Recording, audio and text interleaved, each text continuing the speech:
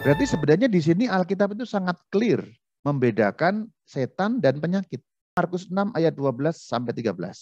Ya, ada 3 tindakan betul, tapi intinya ada 2. Yaitu mengusir setan dan menyembuhkan orang.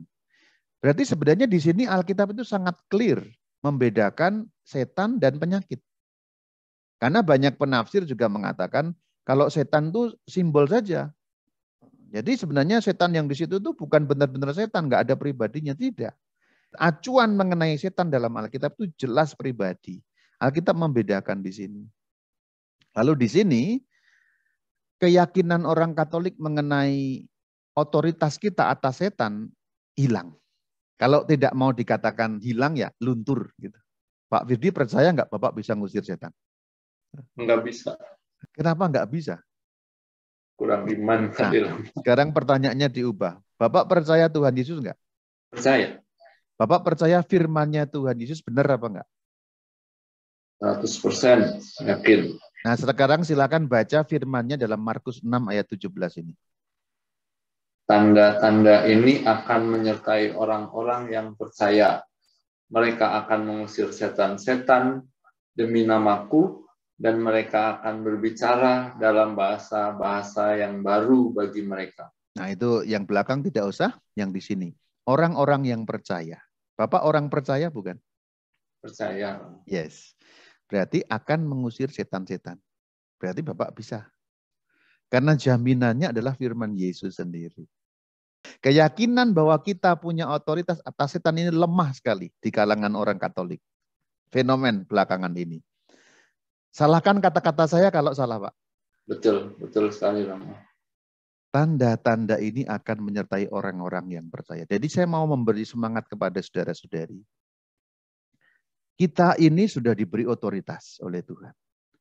Dan kita punya otoritas atas setan-setan. Artinya, karena otoritas Kristus mengalahkan kuasa setan, kita yang telah dibaptis dalam nama Tuhan, tentulah punya wewenang untuk memberi perintah kepada setan-setan dalam nama Yesus.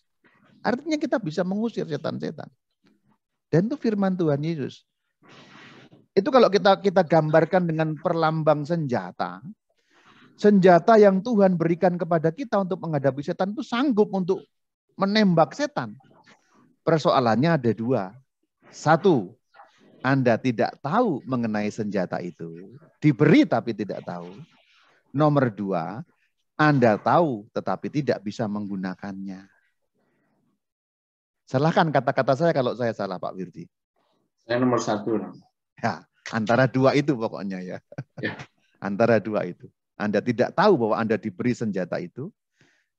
Kalau orang nggak tahu diberi tapi nggak tahu kan nggak bisa pakai gitu ya. Atau nomor 2, Anda tidak yakin bahwa senjata itu bisa bekerja gitu. Anda diberi, Anda tahu, tapi Anda tidak tahu cara menggunakannya. Lalu ini akan bekerja apa enggak gitu loh. Nah, itu kemungkinannya hanya 2 dari salah satu itu atau bisa kedua-duanya gitu. Maka dengan katekese malam ini bicara mengenai fenomena ini, saya mau memberi keyakinan di kalangan kita semua. Kita semua jelas kok, kita punya otoritas atas setan. Kita semua. Kuncinya ya Yakobus 4 ayat 7. Tunduklah kepada Allah, lawanlah iblis, maka iblis akan lari.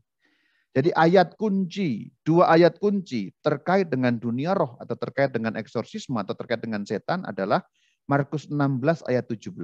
Disambungkan dengan Yakobus 4 ayat 7. Catat silakan, Anda catat langsung sekarang ya.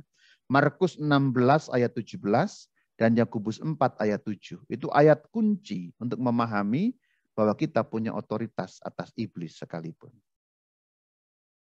Jadi meskipun hari ini tidak banyak katekese ketat, tapi justru katekese saya untuk meneguhkan senjata yang Anda punya, kalau kita pakai istilah senjata ya.